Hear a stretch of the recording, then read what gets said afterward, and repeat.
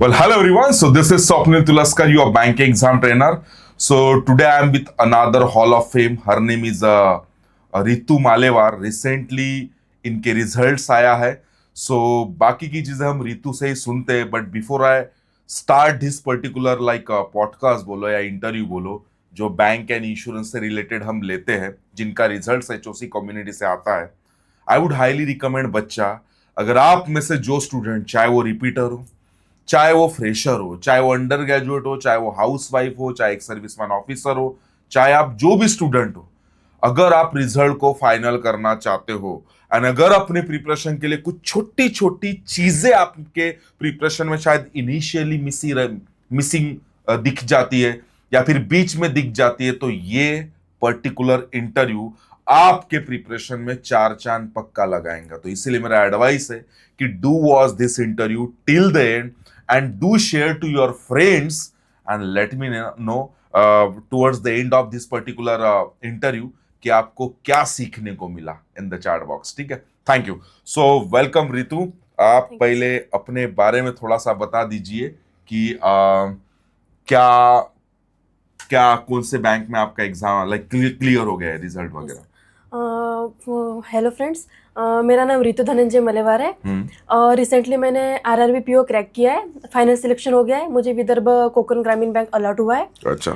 और मेरा IBPS clerk का भी रिजल्ट आया जो मुझे बैंक ऑफ इंडिया अलॉट हुआ है. अच्छा. और अनफॉर्चुनेटली मेरा IBPS PO का रिजल्ट रुक गया है. 3 मार्क्स से मेरा रिजल्ट रुक गया है. आना चाहिए था बट कुछ वजह से नहीं आया. तो अच्छा, मुझे एक बात बताइए कि you have given an interview, आपने दिया ही है IBPS PO का, लेकिन उसमें वो रुक गया. 3 मार्क्स ज्यादा थे आपको कट ऑफ से. All right. सो रितु, मुझे एक बात बताइए कि जो सबसे पहले स्टूडेंट के माइंड में शुरू रहता है कि स्टूडेंट ना रैंडम प्रिपरेशन शुरू करते हैं, किसी की भी चीजें सुन के या कुछ भी करके या कुछ भी इगड़म तिगड़म करके. तो आपने प्रिपरेशन की जर्नी कैसे शुरुआत करी? मेरा ग्रेजुएशन 2020 में कंप्लीट हुआ था. अच्छा. तो मुझे पहले से क्लियर था कि मुझे बैंकिंग मतलब कॉम्पिटिटिव देना है. एग्जैक्ट तो पता नहीं था कि मुझे बैंकिंग करना है. तो मैंने रिसर्च किया. मतलब मेरे मामा थे इंश्योरेंस ऑफिस में एम्प्लॉय है. तो उन्होंने बताया कि मुझे कॉम्पिटिटिव एग्जाम देना है, ऐसा वैसा करके उन्होंने गाइड किया मुझे. अच्छा. तो उसके बाद मैंने सर्च किया तो मुझे बैंकिंग का सिलेबस अच्छा लगा. सबसे पहली बात तो कि मुझे लगा कि मेरे दायरे में है. जिससे मुझे अकाउंट पसंद था पहले से. तो मैंने उसको लेके बैंकिंग का प्रिपरेशन स्टार्ट किया. डिसीजन लिया. हाँ. तो फिर यानी जस्ट बिकॉज ऑफ सिलेबस आपको लगा थोड़ा बहुत इंटरेस्टिंग है, you started preparing for it. ठीक है. तो आपका इनिशियल फेज कैसा था, कैसा शुरुआत करी आपने? डायरेक्ट कोई क्लासेस लगाए या यू जंप ऑन यूट्यूब और आपने कोई रैंडम बुक्स खरीदे या कोई रैंडम कोर्स लगाया? So what you done?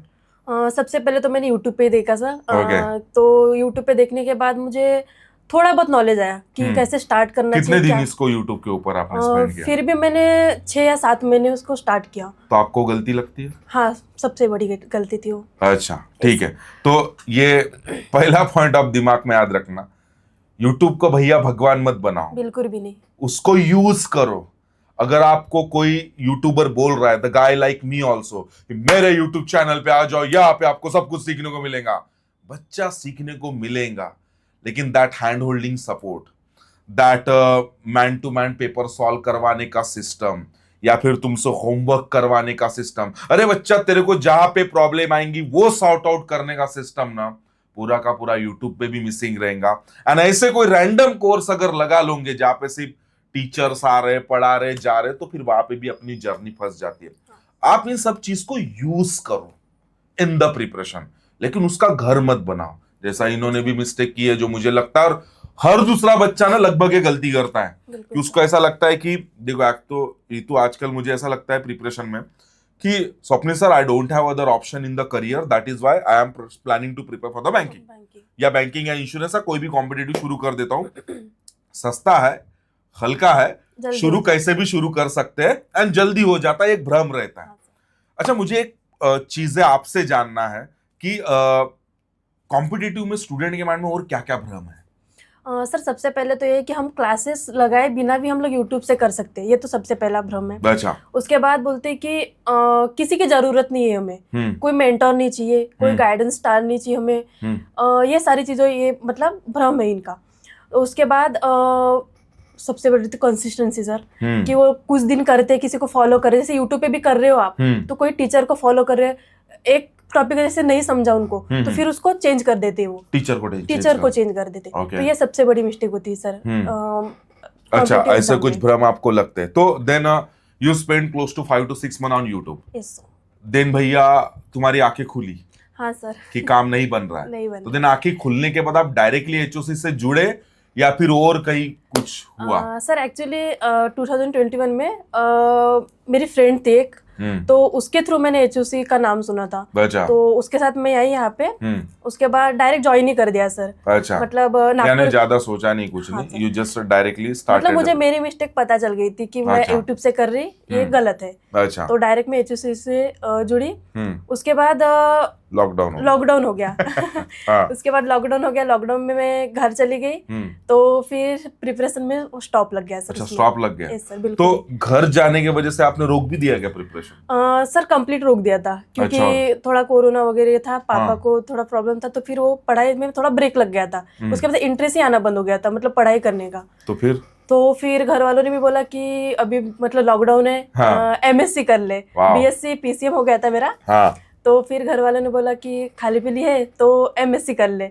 तो मैंने एमएससी मैथमेटिक्स में एडमिशन लिया, और 2022 में। उसके बाद एमएससी फर्स्ट ईयर कंप्लीट हो गया मेरा। उसके बाद मैं नागपुर आई। नागपुर में फिर एमएससी कंप्लीट किया फर्स्ट ईयर। उसके बाद फिर से मेरे अंदर का भूत जागा कि मुझे बैंकिंग फिर से करना है करके। उसके बाद फिर स्वप्निल सर के पास आई। सर को बोला, सर मुझे बैंकिंग करना है, मैं वो स्टूडेंट हूँ जो 1 साल पहले छोड़ के चली गई थी। अच्छा, तो देन वहां से देन आपने 2023 की बात है। 23 जनवरी की बात है। तो then again you back to the preparation में आप शुरुआत की आपने।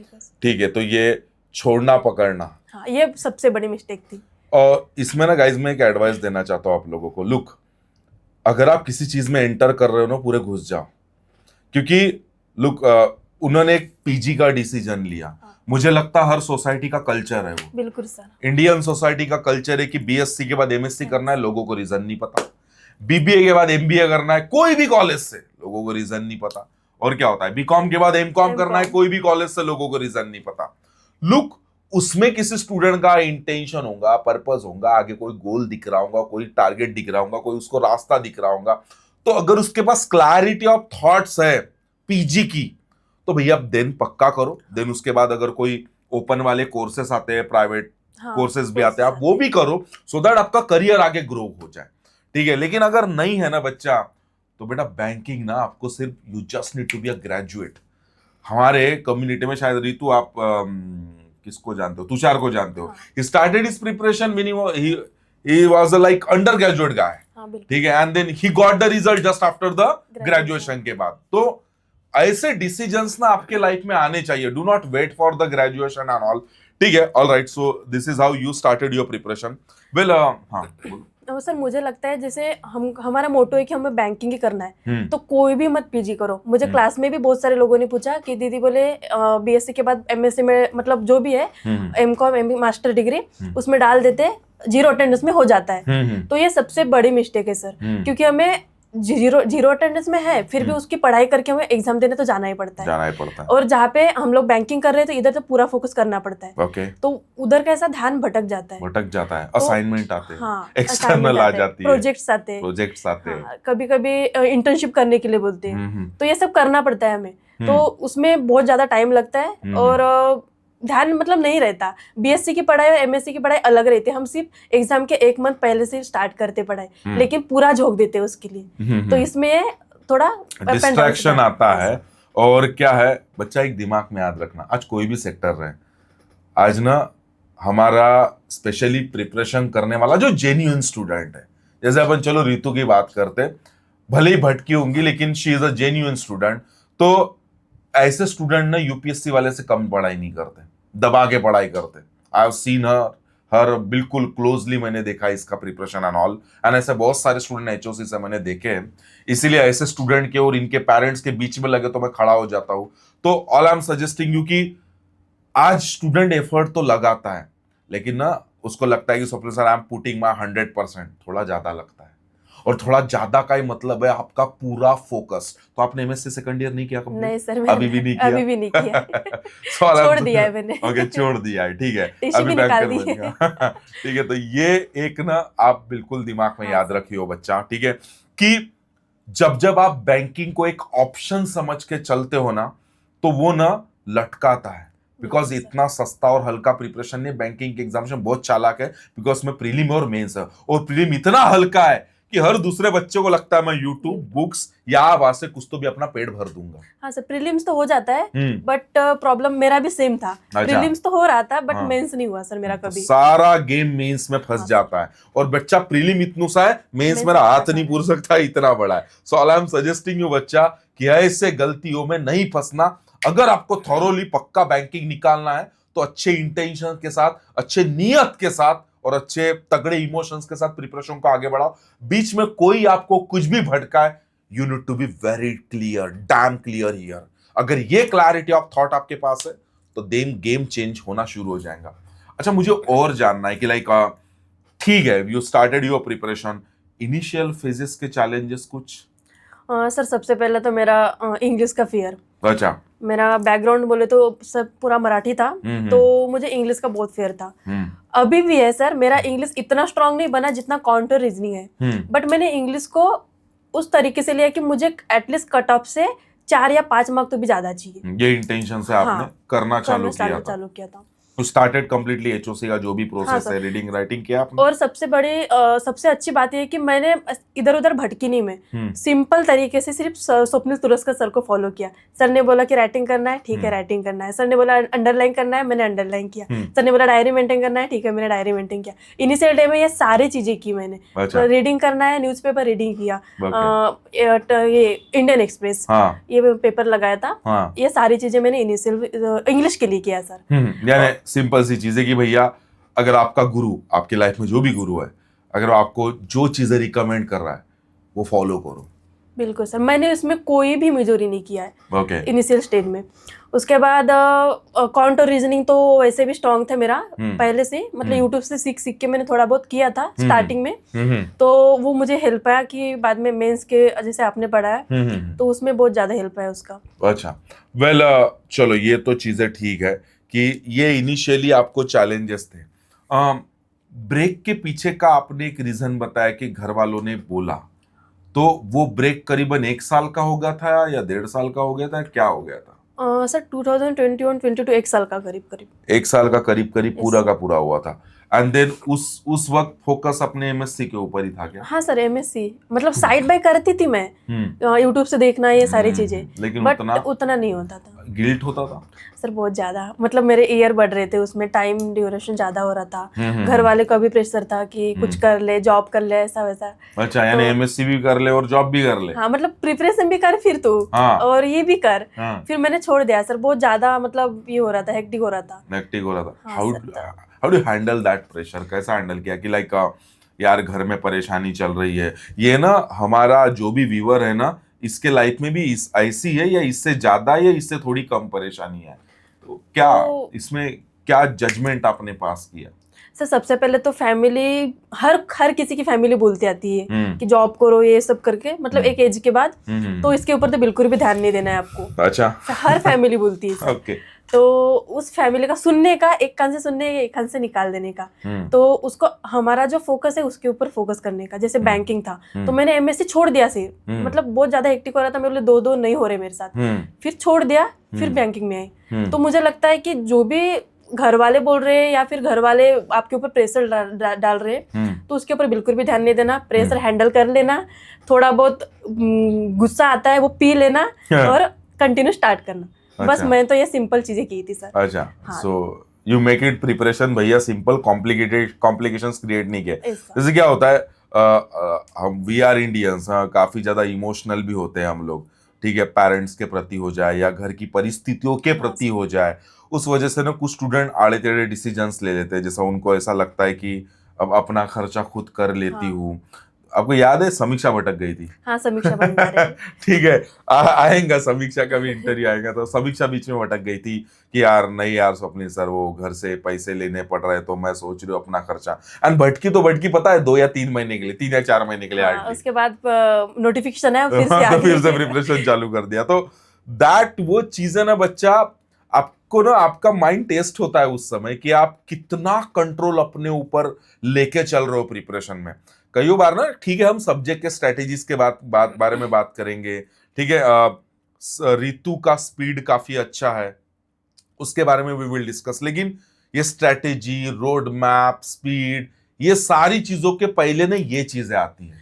हाँ सर, मुझे लगता है कि जो भी प्रेशर हैंडल नहीं कर पाता, जैसे पैसों का प्रॉब्लम रहता है काफी लोग, हाँ। अरे तुम लोग उधारी लो किसी से, बोलो कि हम दो ईयर में आप जितना भी ब्याज है आपने जो कुछ किया ऐसा? सर ऐसा तो नहीं किया, मेरे फैमिली तो मुझे सपोर्ट कर रही थी इस टाइम में। हाँ। ऐसा कुछ नहीं था, बट जैसे मेरे फ्रेंड, नाम नहीं लूंगी सर उसका, तो वो था कि उसने किसी से लिया था, बोले जब भी मेरी जॉब लगी तुम्हारा डबल दे दूंगा। तो ये सारी चीजें कोई भी करता है, अगर उसके ऊपर भूत सवार है कि मुझे बैंकिंग बनना ही है, हाँ, तो रास्ता निकाले, या रास्ता बन जाएगा ऊपर से। You just need to be hope for it. और जो बहाने बनाता है बस वो ईयर के ऊपर मतलब टाइम बढ़ा देता है बस, बाकी कुछ नहीं देता है इसमें। और लुक, बहाना ठीक है, लेकिन आई वुड लाइक, क्या होते स्टूडेंट ना, प्रेशर थोड़ा सा भी क्रिएट होता है ना, तो वो धड़ से क्विक कोई तो भी अलग डिसीजन ले लेते हैं, ठीक है। सर इसी में मेंटर काम आता है कि उनसे आप डिस्कस करो कि सर मुझे ये प्रॉब्लम है, कुछ तो सजेस्ट निकलेगा उसमें से, सजेशन देंगे सर।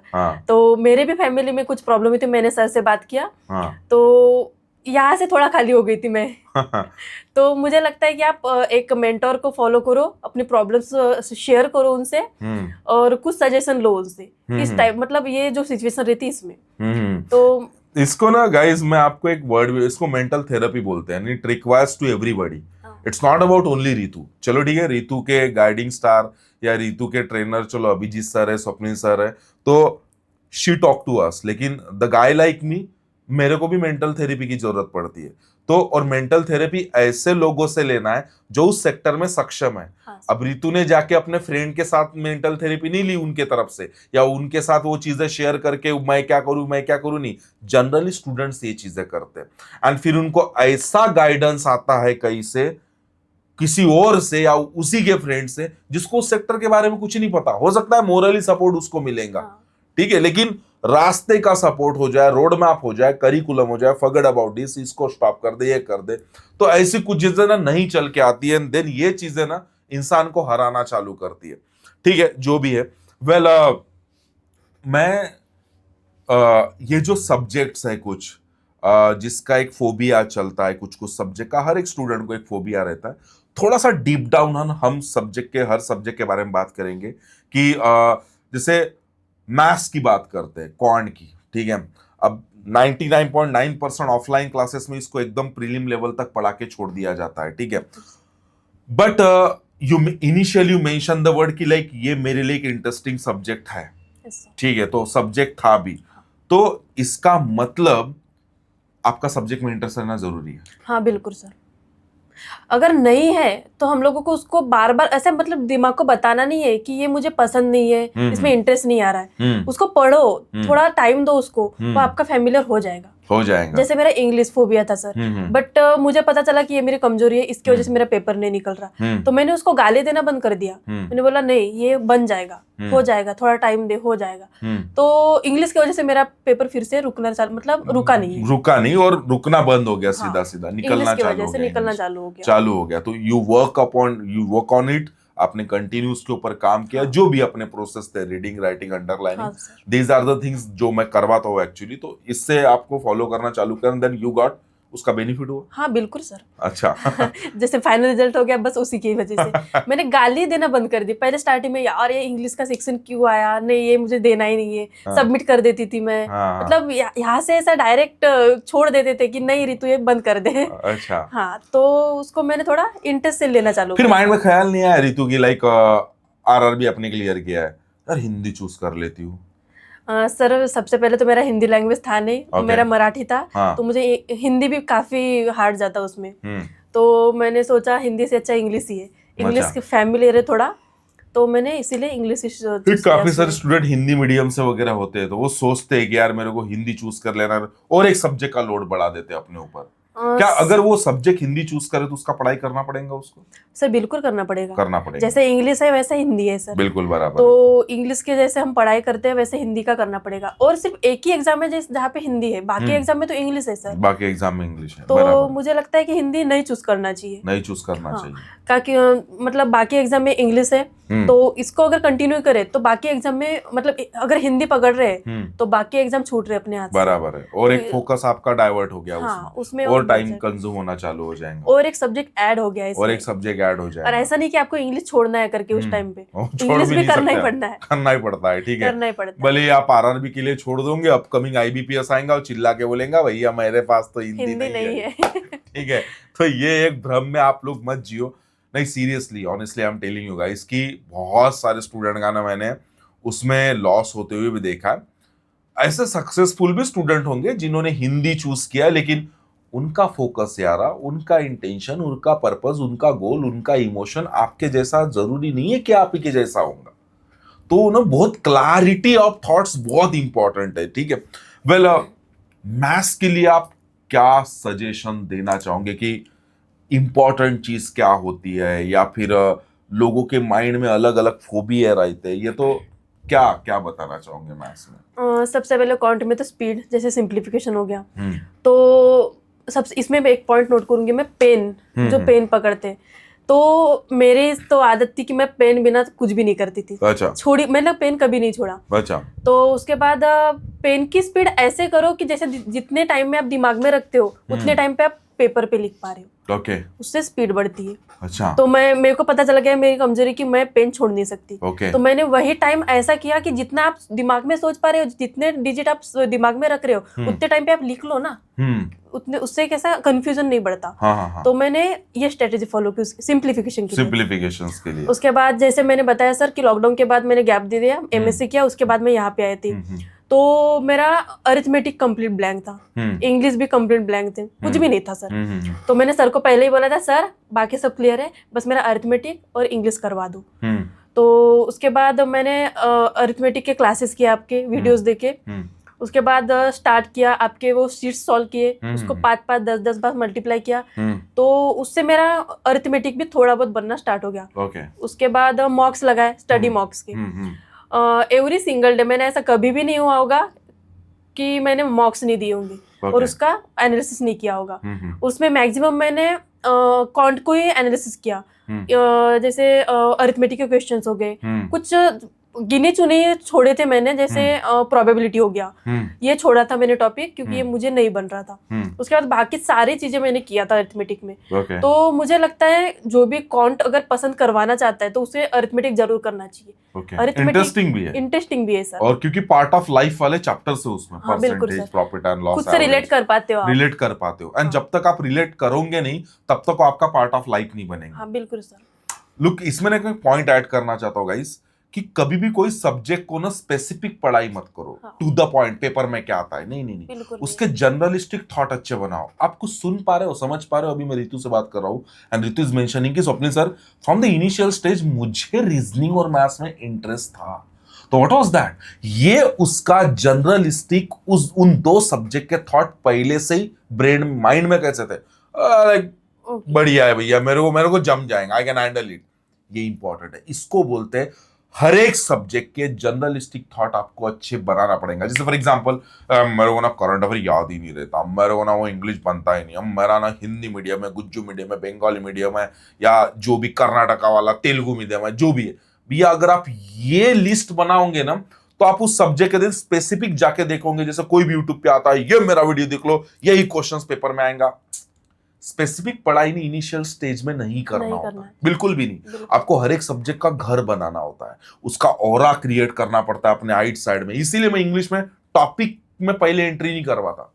रीडिंग कर और कुछ भी पढ़, इकोनॉमिकल चीजें पढ़ना जरूरी नहीं है। स्टोरी बुक्स पढ़ सकते हैं, स्टोरी बुक्स पढ़ो, नॉवेल्स पढ़ो, ई बुक्स पढ़ो, ब्लॉग्स पढ़ो, ठीक है, सोशियोलॉजी से रिलेटेड, साइकोलॉजी से रिलेटेड, हिस्ट्री से रिलेटेड, ज्योग्राफी से रिलेटेड, स्पोर्ट्स से रिलेटेड, साइंस से रिलेटेड, टेक्नोलॉजी से रिलेटेड, इससे वहां से वो क्या बिल्डअप होते हैं। जिसपे इंटरेस्ट आ रहा है वो पढ़ो, जैसे वो पढ़ो। हमको बॉयज को स्पोर्ट्स में आता तो वो पढ़ो स्पोर्ट्स, बिल्कुल हर दिन बिल्कुल न्यूज़पेपर में आते हैं, बिल्कुल तो आप वो बिल्कुल। पढ़ सकते हो। तो ये चीजें ना जनरलिस्टिकली पहले चीजें उस सब्जेक्ट के बारे में ना पता करने की कोशिश करोगे ना, सब्जेक्ट में इंटरेस्ट बढ़ना चालू हो जाएगा।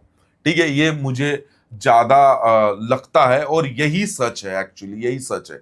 जस्ट वर्क ऑन पहले जनरलिस्टिक चीजें, टू द पॉइंट में जॉब पेपर में क्या आता है, अरे वो तो बाद में करना ही है आप लोगों को।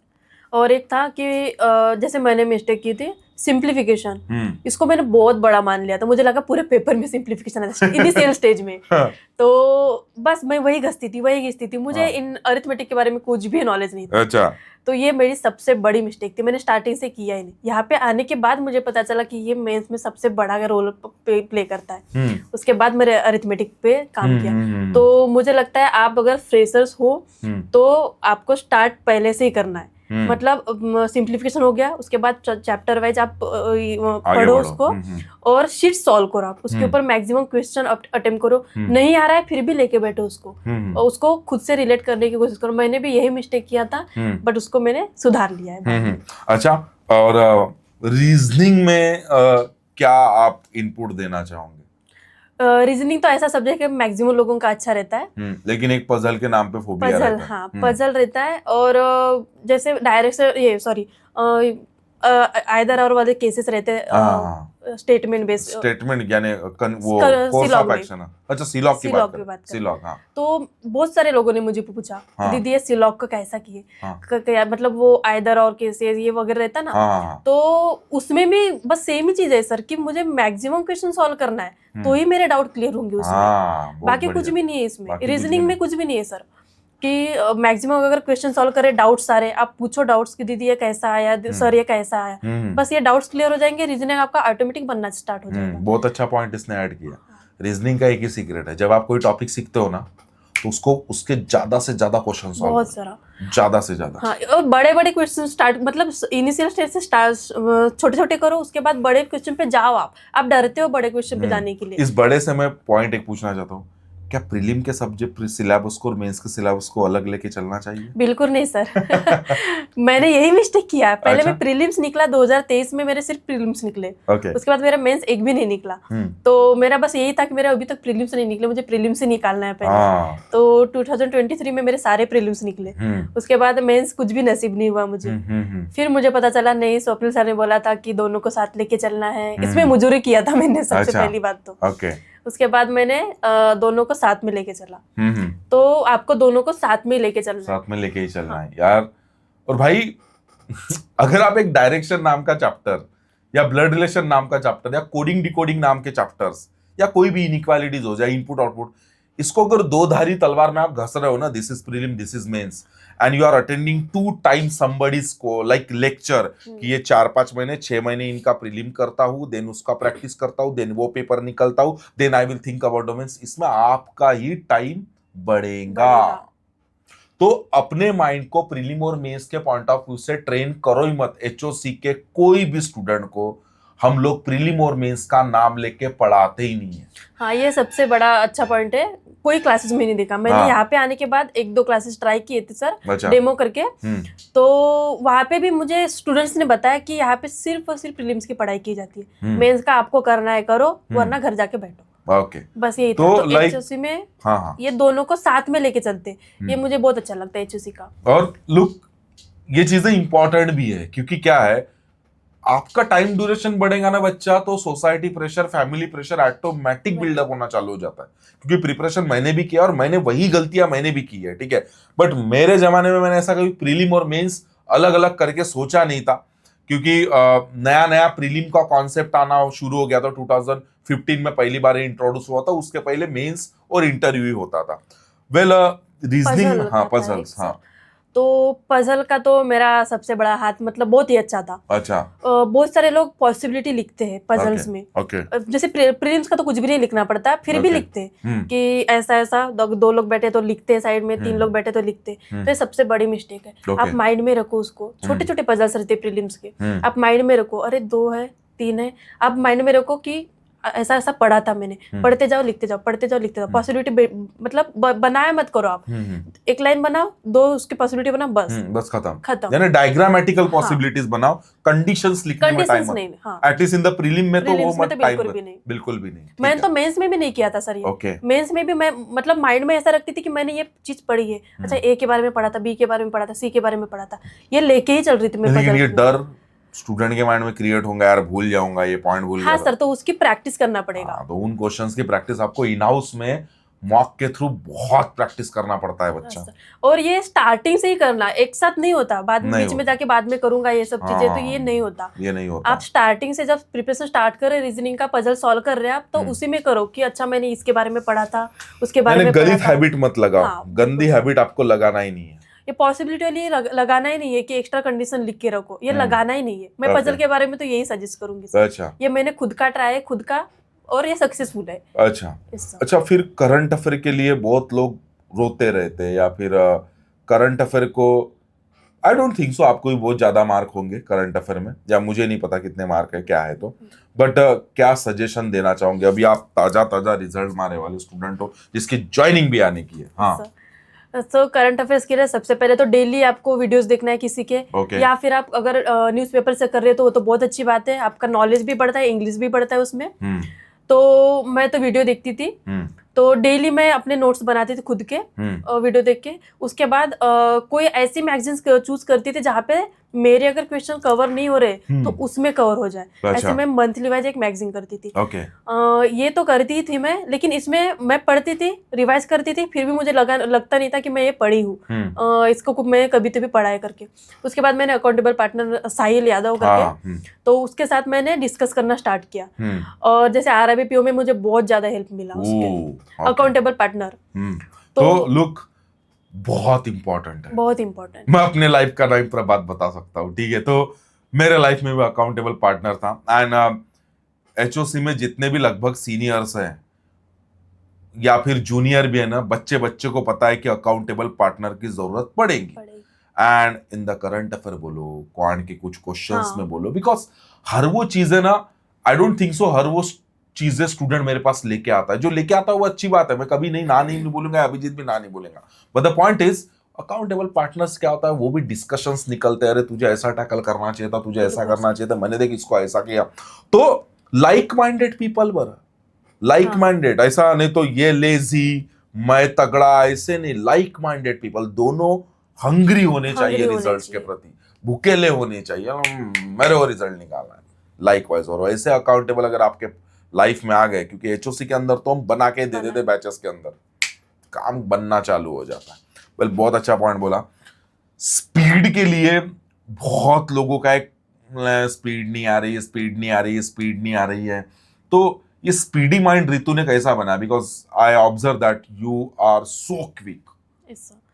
तो स्पीड के लिए तो सबसे पहले मैं कॉन्ट की बात करूंगी। कॉन्ट में तो मैं पहले ही बोला कि मैं पेन नहीं छोड़ पाती थी। तो वही कि दिमाग में जितने टाइम पे आप रख पाते हो, जैसे कोई कैलकुलेशन है, एक एडिशन है, तो उसको आप माइंड में करते, कुछ स्टूडेंट करते हैं कि विदाउट पेन, तो माइंड में रखने के लिए भी मतलब टाइम लगता है, टाइम लगता है। तो उसी टाइम पे आप लिख लो ना, मतलब कंफ्यूजन नहीं होता उससे। तो मैं वही की कि रितु तू पेन छोड़ नहीं सकती, तो एक काम कर, जितने टाइम पे बाकी लोग करवाते हैं, दिमाग में रखते हैं, उस टाइम पे तू पेन से लिखा कर। तो तुमने पेन में स्पीड बहुत ज्यादा बनाया, हाथ को मैंने इतना मतलब ट्रेन कर दिया कि रितु तेरे को माइंड में नहीं रखना है तो मत रख, लेकिन पेन से इतने स्पीड से लिख कि उसका भी वो उसको पीछे छोड़ दे तू। तो मैंने इसके लिए ये किया था। और बाकी रीजनिंग में तो इतनी स्पीड आ गई थी कि सर तो 18 मिनट का पेपर रखते हैं रीजनिंग का। तो मेरा मैक्सिमम टाइम 12 या 13 मिनट में पूरा रीजनिंग हो जाता था, 35 क्वेश्चंस प्रीलिम्स के। तो उसमें ऐसा हो गया था कि मुझे प्रीलिम्स की पूरी हैबिट हो गई थी। मैं अगर एक बार क्वेश्चन पढ़ लूं तो मुझे उसको दोबारा पढ़ना ही नहीं पड़ता था। तो ये बस एक ही चीज से हुआ कि मुझे प्रैक्टिस प्रैक्टिस प्रैक्टिस, इतने सारे मॉक्स दे दिए थे साल भर में कि मुझे कुछ डर ही नहीं लगता था रीजनिंग वगैरह का। अच्छा, मुझे एक बात बताओ, चलो मॉक से एक चीज याद आई, लोग ने यार 17-60 क्लासेस करते हैं रितु, इधर जाएंगे, वो टीचर के पास पढ़ेंगे, वो टीचर के पास पढ़ेंगे, उधर से जादू सीखेंगे, सब कुछ सीखेंगे, सब कुछ करेंगे। मॉक का क्या इंपॉर्टेंस है? मॉक तो मैंने भी नहीं दिया था सर 2023 में। मतलब दिया ही नहीं था, कुछ भी नहीं, सिर्फ प्रीलिम्स के देती थी, वो भी वो अड्डा 247 के। ओके। तो उसमें मैं प्रीलिम्स ठीक ठाक था, तो मुझे लगता था मैंने जीत लिया, बैंकिंग पूरा हो गया अब मेरा। तो उसके बाद प्रीलिम्स ठीक है निकलता था, उसके बाद मेंस में लटक जाती थी। तो मॉक्स मेंस के कभी नहीं दिया था मैंने। यहाँ पे आने के बाद फिर मैंने मॉक्स वगैरह चालू किया मेंस का। तो मुझे लगता है कि मॉक्स 101% देना चाहिए। आप एक वीडियो एक पढ़ाई कम करो, लेकिन मॉक्स दो, और उसका एनालिसिस तो पक्का करो इस सब। और लाइक स्टडी मॉक के बारे में आपका क्या कहना है फिर मॉक में? सर मॉक्स में तो स्टडी मॉक बेस्ड है। क्यों? जैसे हम लोगों को पता ही नहीं होता कि हमको मॉक्स क्या देना है। हाँ। हमको टॉपिक वाइज देना है, सेक्शनल देना है, या फिर फुल लेन देना है। जैसे मैक्सिमम अभी एसबीआई क्लर्क हुआ रिसेंटली, मैक्सिमम लोग ऐसे थे कि उनको पता ही नहीं था कि मुझे फुल लेन देना है। वो डरते थे 2 घंटा 40 मिनट, तो बैठने से ही डरते थे कि हम इतना टाइम बैठे कैसे। मेरी फ्रेंड है, वो बोलती थी मेन एग्जाम के एक दिन पहले कि रितु मैं कैसा, मेरे को आदत ही नहीं है बोले बैठने की, मैं कैसे बैठूंगी इतना टाइम। तो अरे तो तुम लोग दो ना घर पे इतना टाइम, आप प्रैक्टिस करो खुद को कि मैं 3 घंटा बैठ सकती करके। तो मॉक्स का ये बेनिफिट है कि आपको बैठने की प्रैक्टिस होती है, कंसिस्टेंसी लगती है, और एक्यूरेसी बढ़ती है उससे। तो मॉक्स तो जरूर देना चाहिए। और स्टडी मॉक में सबसे पहले जैसे सर को बोलते थे हम लोग, सर ये वाला सेक्शन डाल दो आज, सर ये मंथ का करंट अफेयर डाल दो, इसका प्रैक्टिस हमारा होने का है, सर वो वाला सेक्शनल डाल दो आज, हमारा अरिथमेटिक होने का है। तो स्टडी मॉक में ये बेस्ट है कि हम लोगों को अपने हिसाब से पेपर मिलते। आपको सोचना नहीं पड़ता कि हमको क्या देना है, सर डिसाइड कर लेते कि अभी ये एग्जाम आ रही है, इसके लिए यही इंपॉर्टेंट है, आपको यही मॉक्स देना है। और एक टाइमिंग हमारा फिक्स होता था कि हमको 1 बजे से लेकर 5 बजे के बीच में सारे मॉक्स खत्म करना है, एक ही टाइम में, और एक साथ ही, 1 रुपए का भी ब्रेक नहीं मिलता था उसमें, 1 सेकंड का भी नहीं। तो लुक, ये पॉइंट को ना मैं आप लोगों को थोड़ा बेहतर समझाता हूँ। अगर आपके लाइफ में मॉक नहीं ना बच्चा, बैंकिंग एंड इंश्योरेंस के बारे में, ठीक है, एक रिजल्ट क्रैकर बैठा है, एक अपने जमाने का हीरो बैठा है, एंड एक अपने जमाने में रिजल्ट क्रैक करने वाला बंदा बैठा है, और उसके साथ एक ट्रेनर बैठा है आपके सामने। अगर आपके प्रिपरेशन में मॉक्स नहीं है ना, बुम, कुछ नहीं कर पाओगे, नहीं हो सकता। अगर आपके मॉक्स में स्पीड, करंट अफेयर, प्रीलिम और मेंस, इन चारों का तड़का नहीं है ना कोई चीज में आप लैक करते रहोगे, नीचे जाते रहोगे। तो ये चारों कॉम्बिनेशन में, स्पीड, करंट अफेयर, प्रीलिम और मेंस, ये चारों कॉम्बिनेशन में एचओसी रोज भरा पड़ा रहे। बिल्कुल सर। और एचओसी में ना बस 24 घंटे का चैलेंज आता है, तुमको सोचना ही नहीं मेरे को कौन से पेपर देना है, वी आर डिसाइडिंग। और ये भी ना मैं खुद डिसाइड नहीं करता हूं कि लाइक जैसे Ritu is a part of एक सीनियर स्टूडेंट, या फिर एचओसी कम्युनिटी के जो सीनियर स्टूडेंट्स हैं, जैसे मेरे पूरे ऑनलाइन की दुनिया है, तो जाके मैं 15 दिन में, 20 दिन में स्टूडेंट से बात कर लूंगा, अरे बच्चा रे मैं ये वाले पेपर ऐड कर रहा हूं, इसके साथ ये क्रिएटिव पेपर शुरू कर रहा हूं। यार मैं यहां तक पेपर बना देता हूं कि जैसे आपके पेपर में data sufficiency, quantity based questions, logical reasoning के क्वेश्चन से बहुत इंपॉर्टेंट लेवल पे आते हैं, इनका सेक्शनल बना देता हूं मैं सेपरेट से, या फिर कभी अरिथमेटिक का सेपरेट सेक्शनल बनाना चालू कर दूंगा। तो these are the things student को ना अंदर से एनर्जेटिक बनाता है। बिकॉज बात क्या होती है, हम लोग पढ़ाई करते हैं इन सब टॉपिक की, लेकिन इसको टाइमर के साथ छेड़ते नहीं है, प्रैक्टिस भी नहीं करते, टाइमर के साथ प्रैक्टिस नहीं करते। और उस वजह से क्या होता है, आप पेपर में इजी टू मीडियम की दुनिया में घूमते रहते हो, एक आधी चीज को हाथ लगा के हम लोग वहां पे फंस जाते हैं। लेकिन जब ये स्टूडेंट एचओसी का जो टाइमर के साथ वो काम करते रहता है ना, तो उसका पार्ट ऑफ लाइफ बन जाता है, एंड देन वो उस क्वेश्चंस को उठाने का उसके पास कॉन्फिडेंस भी डेवलप हो जाता है। एक टाइम बाद आप मेंस से डरोगे नहीं। आज बहुत सारे स्टूडेंट हैं जो डरते हैं मेंस देने के लिए। तो हम लोगों की इतनी प्रैक्टिस हो गई थी स्टडी मॉक्स में कि हमें डर ही नहीं लगता था। ऐसा लगता था कि वहां पे जाके सिर्फ बैठना है, जगह चेंज हो रही है, पेपर तो वही देना है, रोज देना है, रोज देना रहता था बच्चा। हम लोग डेली 1 बजे बैठते थे, 5 बजे उठते थे, प्रीलिम्स, मेंस, अरिथमेटिक, सेक्शनल जो भी होते थे, सारी चीजें देते थे हम लोग, सब कुछ। तो उसमें तो प्रैक्टिस हो गई थी सारी चीज, मतलब डर ही खत्म हो गया था प्रीलिम्स और मेंस का। तो इसमें मैं यही ऐड करूंगी, स्टडी मॉक इज बेस्ट। और मतलब आपको मॉक्स तो देना ही है, मॉक्स देना ही है। अच्छा मुझे एक बात बताओ कि लाइक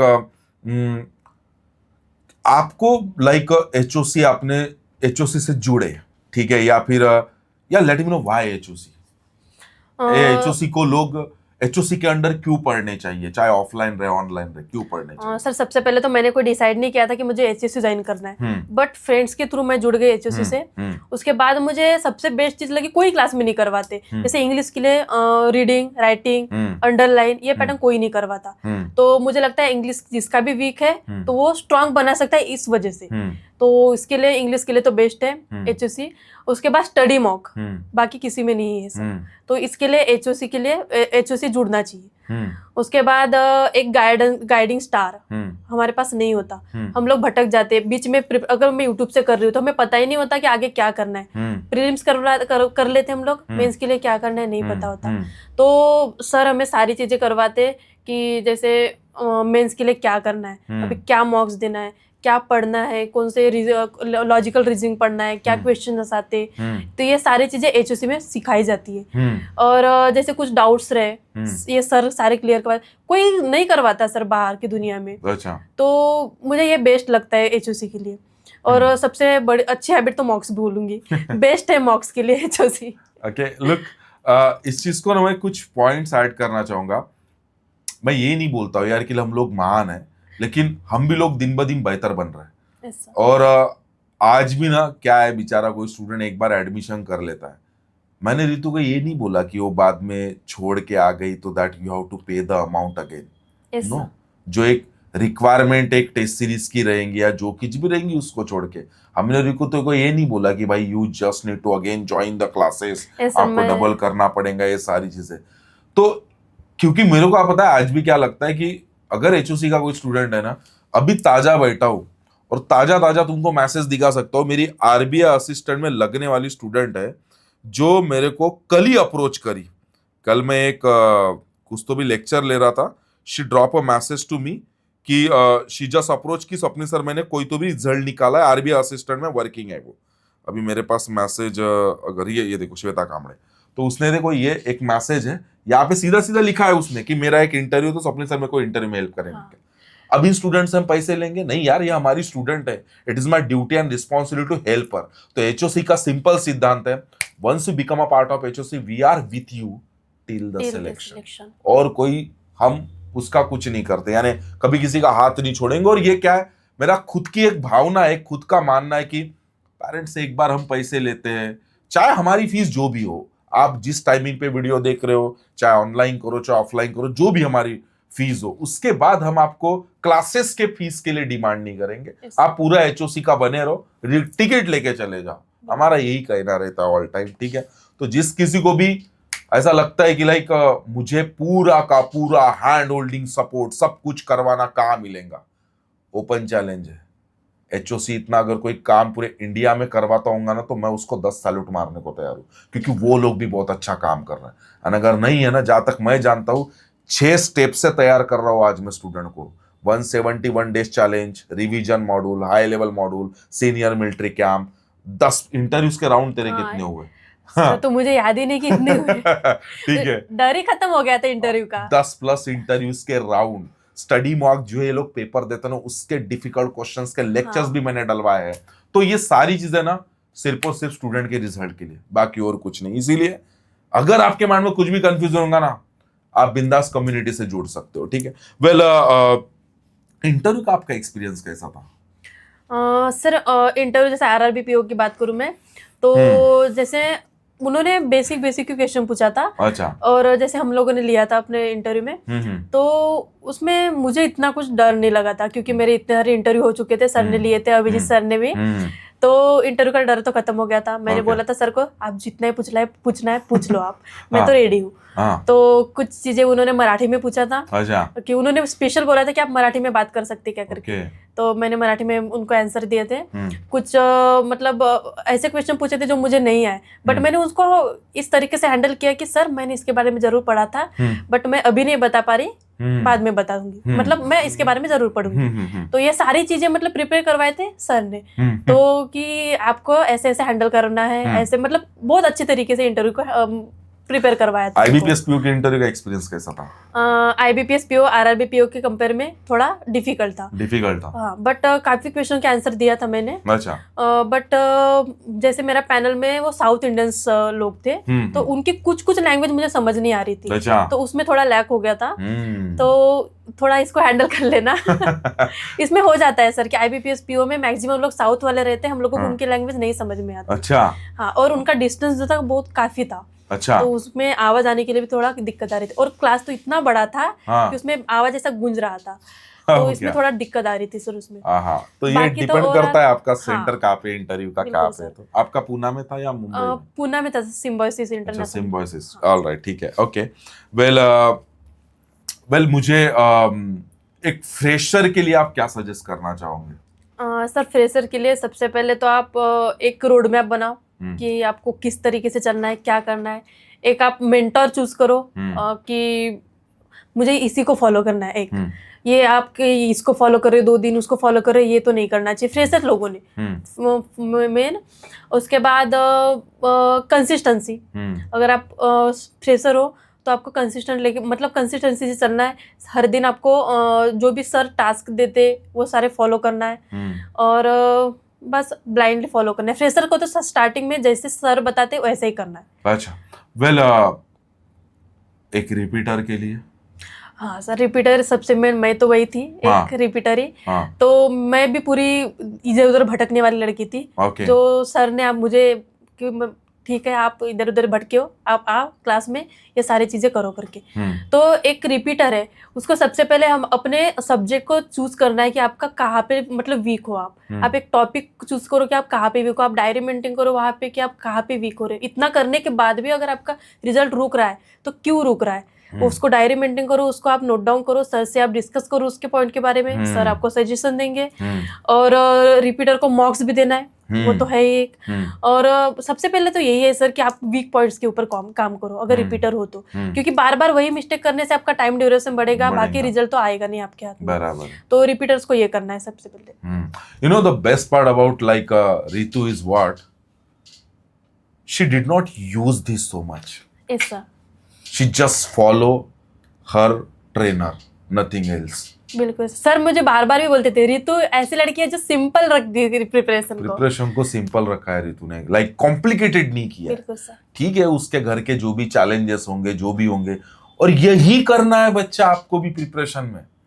आप जितना प्रिपरेशन को मटेरियल इकट्ठा करके 17-60 टेस्ट सीरीज लगा के, 17-60 कोर्सेस लगा के, 17-60 टीचर्स को फॉलो करके इतने प्रिपरेशन को कॉम्प्लिकेटेड कर देते ना अपन कि मैं अभी कुछ दिनों के लिए प्रीलिम को स्टॉप कर देता हूँ, मेंस करता हूँ, फिर कुछ दिनों के लिए मेंस को स्टॉप करता हूँ, करंट अफेयर करता हूँ।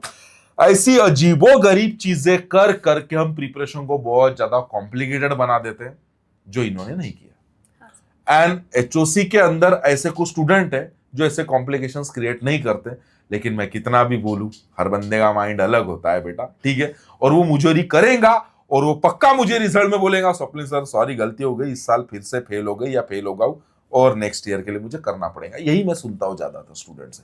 तो do not use this so much. If you have that hand holding support और ट्रेनर और कोच तुम्हारे लाइफ में, इसको ज्यादा यूज मत करो। जस्ट फॉलो हिम और हर, चाहे जो भी है। अगर वो लोग तैयार करवाने वाले लोग हैं, तो काम करवाने वाले लोग हैं, तो खाली पढ़ाने वाले हैं तो फिर 4 दिन की चांदनी सुन दोगे, फिर अंधेरी रात हो जाएगी। ये चीजें नहीं होना चाहिए। वेल कोई ऐसा पॉइंट जो आपको लगता है लाइक कि यार स्वप्निल सर जब मैं रिजल्ट मारूंगी ना, तो मैं ये चीजें सजेस्ट स्टूडेंट को एक खास करनी चाहूंगी, जो भी हो, HOC का व्यूअर भी हो सकता है, जो HOC कम्युनिटी के अंदर आपका जूनियर है या आपका बैचमेट है जो देख रहा है और आपको लगता है ये लोग खटक रहे हैं, मैं वहां पे आके बोलूंगी, हाँ, तो क्या है वो? सर सबसे पहले तो बाकी सब्जेक्ट के लिए बोलूंगी कि जैसे इंग्लिश मुझे खटकता था बहुत, तो मैं इंग्लिश के लिए यही बोलूंगी कि सर को फॉलो करो आप। अच्छा। ये बहुत खटकती थी मुझे कि मुझे इंग्लिश नहीं आता। मेरे आगे बहुत सारी लड़कियां थी ऐसी, मतलब स्टूडेंट्स थे अपने इसमें, कि इंग्लिश में इतने सारे मार्क्स लेते थे कि मुझे उतने नेगेटिव में रहते थे मैं मतलब उतने रॉन्ग होते थे मेरे, जितने उनके राइट है और रॉन्ग हो रहे उतने मेरे राइट रहते थे। तो ये चीज मुझे बहुत खटकती थी। तो इसके लिए मैंने सर को ब्लाइंडली फॉलो किया, सीरियसली। सर ने बोला अंडरलाइन करना है, यही करना है। सर ने बोला यही करना है, मैं वही करूंगी। सर ने बोला इधर से कान पकड़ना है, यही पकड़ूंगी मैं। कि तो ये मुझे बहुत ज्यादा खटकती थी। और सेकंड चीज, जैसे स्पिरिचुअल, मतलब हम लोग प्रिपरेशन में इतना बिजी हो जाते हैं कि हम लोग पूजा ये सारी चीजें नहीं करते। बट मुझे ये चीज बहुत अच्छी लगती है कि मैंने किया। एटलीस्ट तुम लोग नहाने के बाद एक अगरबत्ती तो लगा सकते हो। तो ये चीज इसमें कर सकते हो आप।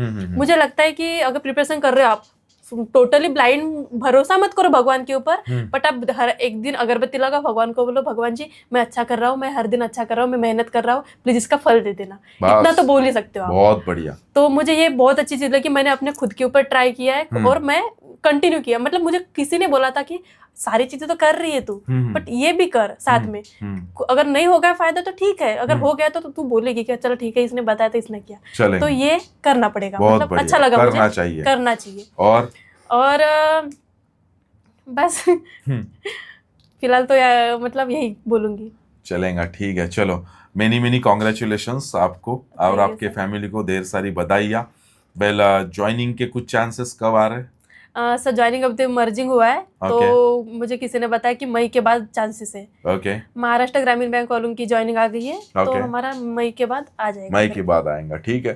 Thank you so much guys, and I am hoping that कुछ ना कुछ इनपुट्स तो आपने लिए हैं अपने प्रिपरेशन से रिलेटेड, एंड स्ट्रैटेजी से कम, लेकिन जो चीजें अक्सर हम गलतियां करते हैं ना, उस चीज को तो आपने पक्का पिकअप किया होगा इस पर्टिकुलर इंटरव्यू से। तो यार पिकअप करो, उसके अकॉर्डिंग ना अपने प्रिपरेशन के लिए डिसीजंस लो, एक्शंस लो।